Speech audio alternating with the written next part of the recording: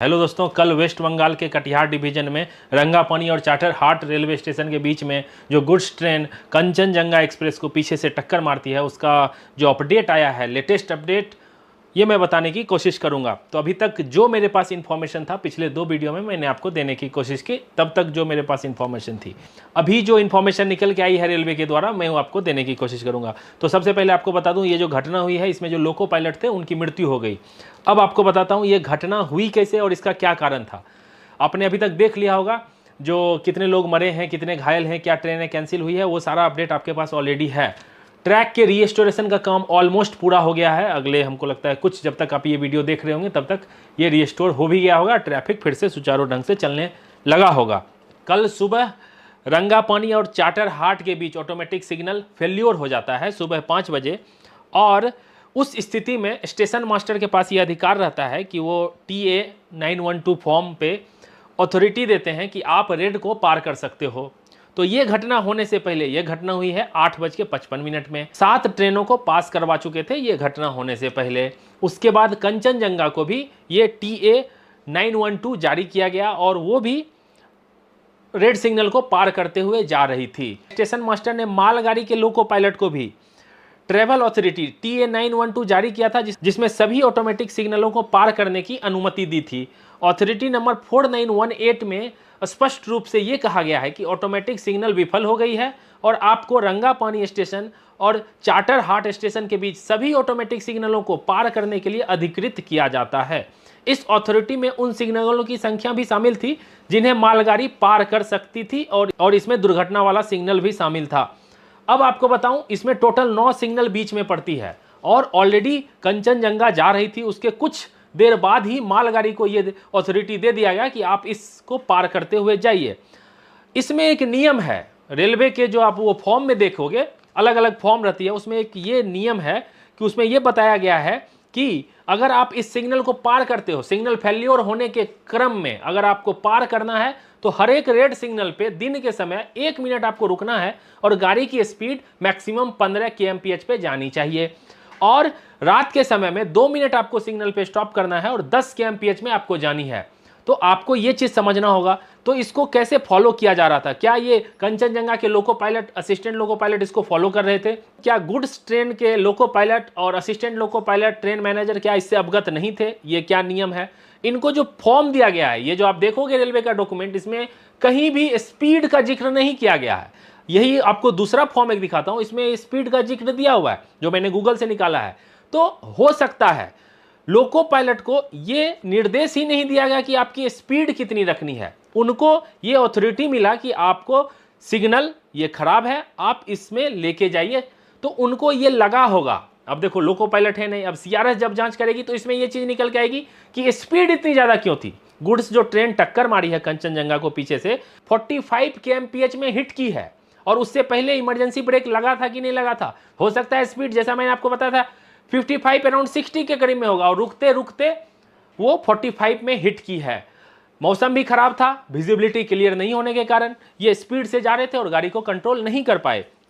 इसमें अब दोषी कौन कौन है? देखो, स्टेशन मास्टर ने उनको ऑथराइज किया, हो सकता है उन्होंने इंस्ट्रक्शन नहीं दिया होगा कि स्पीड कितनी रखनी है आपको, और इस फॉर्म में भी नहीं है तो वो अवगत नहीं थे। उन्होंने सोचा सेक्शन क्लियर है, हम अपने मैक्सिमम स्पीड से जा सकते हैं। उसी फॉर्म में एक चीज और लिखा गया है कि लेवल क्रॉसिंग इंश्योर होने के बाद वो बंद है, तभी आप गाड़ी को वहां से प्रस्थान कीजिए, मतलब पास कीजिए।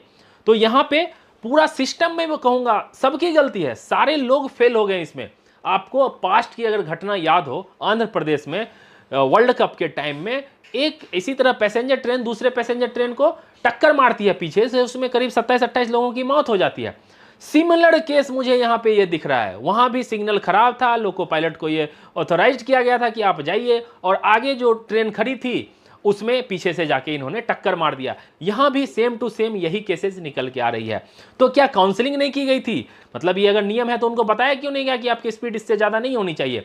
अब स्टेशन मास्टर की क्या गलती है इसमें? स्टेशन मास्टर की गलती है कि उनको ये ऑथराइज नहीं करना चाहिए था। जब उनके सेक्शन में ये सारे खराब सिग्नल, जो रंगापानी और चाटर हाट के बीच में जो स्टेशन है, उसको जब तक कंचनजंगा क्रॉस ना कर लेती हो, खराब सिग्नल, सारे जो डिफेक्टिव सिग्नल हैं वो पार ना कर लेती हो, तब तक इनको जीएफसीसी कंटेनर वाली गुड्स ट्रेन थी, तब तक इनको अधिकृत मतलब अथॉरिटी नहीं देना था कि आप उस सेक्शन में जाइए। तो यहाँ पे गाड़ी चलाने का कहीं ना कहीं दबाव होगा, ऊपर से होगा, कहाँ से होगा ये तो सीआरएस बना के निकालेगी, नहीं तो वो रुक भी सकते थे और इसको अनाउंस भी कर सकते थे। जब इस तरह का सिग्नल फेल्योर होता है तो पूरे रेलवे को बता दिया जाता है कि भाई यहाँ पे सिग्नल फेल्योर है, गाड़ी डिले होगी, गाड़ी डिटेन होगी, गाड़ी पिटेगी। गाड़ी ना पिटे उस चक्कर में इनको चलाना पड़ता है। और जब 5 बजे खराब थी तो इसको ठीक क्यों नहीं किया जा रहा था, तो उन्होंने बोला मौसम खराब होने की वजह से इसमें डिले हो रही थी ये ठीक करने में। अब लोको पायलट की क्या गलती है, उनको उनका जो काउंसलिंग, उनका जो ट्रेनिंग, ये सारी चीजें बताई जाती है। जब ये सिग्नल फेल्योर होता है तो इसकी स्पीड क्या रखनी है, आप आराम से जा सकते हैं, आपको स्पीड क्या रखनी है ये उनको पता होना चाहिए। तो यहाँ पे देखो, मैं बोलूंगा किसी एक पर्टिकुलर लोगों की गलती नहीं है, यहाँ पे पूरा सिस्टम ही फेल्योर हो गया। चाहे वो कंट्रोलर हो, स्टेशन मास्टर हो, लोको पायलट हो, सारे लोग इसमें इन्वॉल्व हुए हैं और उनकी गलती है। ये सीआरएस को जांच सौंप दिया गया है। देखो, मैंने आपको कई एक दफा ये बताया है कि ऑटोमेटिक सिग्नल काम कैसे करता है। ये आप देख सकते हो, ये क्लिप आप ऑलरेडी देखे होंगे कि जब ऑटोमेटिक सिग्नल अपने आप, जब रेलगाड़ी क्रॉस कर जाती है तो ग्रीन सिग्नल जैसे पार की वो रेड हो जाती है, उसके पीछे वाला येलो रहती है, उससे एक सिग्नल पीछे डबल येलो रहेगी, उससे एक पहले रेड रहेगी। मतलब लोको पायलट को ये पता रहता है जब ऑटोमेटिक सिग्नल काम करता है, लेकिन जब ये विफल हो जाता है तो सारे सिग्नल रेड थे और उसमें ऑथोराइज था कि आप आराम से इसको पार कर सकते हैं।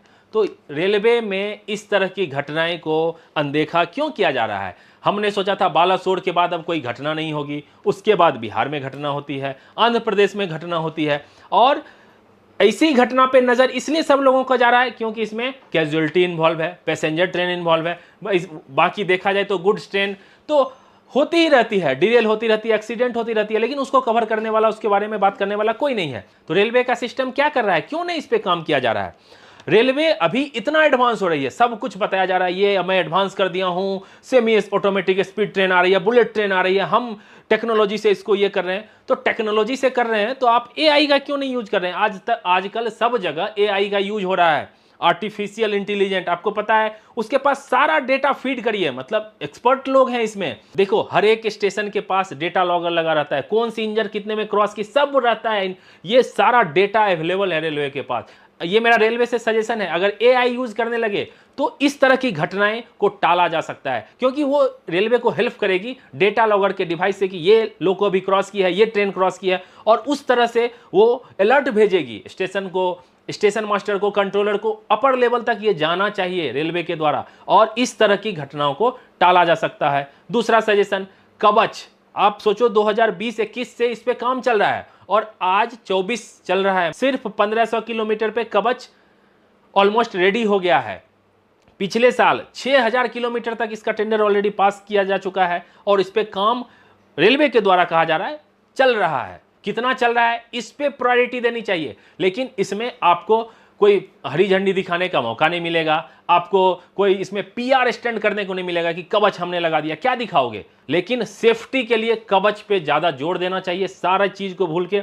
अगर आप 10-12 हजार किलोमीटर भी इसको जितनी जल्दी हो सकते हो कंप्लीट कर लेते हो तो वो पूरा 12,000 किलोमीटर का ट्रैक हमारा सेफ हो जाता है और इस तरह की दुर्घटनाओं को टाला जा सकता है। रेलवे बोर्ड की हैं जया वर्मा, उन्होंने जो कल बयान दिया था वो इस रिपोर्ट से मैच नहीं होता दिख रहा है। उन्होंने बोला था गुड्स ट्रेन के ड्राइवर को रुकना चाहिए था, लेकिन उनके पास अथॉरिटी थी उसको पार करने की, तो वो मैच नहीं हो रहा है। हो सकता है उनके पास इन्फॉर्मेशन नहीं आई होगी उस वक्त, लेकिन अभी ये चीज़ें क्लियर हो गई है और साफ हो गई है कि किस वजह से